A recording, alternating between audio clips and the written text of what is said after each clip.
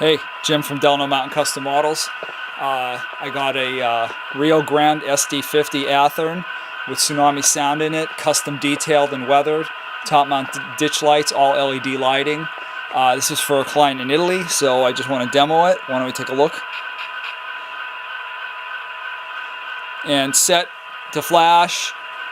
A lot of guys are like, UP doesn't have them flash, or Rio Grande doesn't have them flash. It doesn't really matter. They can be set not to flash. Usually people want them to flash with the horn.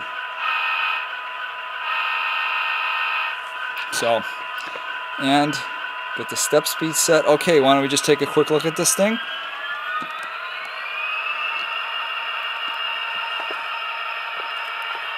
And the LED lighting makes all the difference in the world, basically.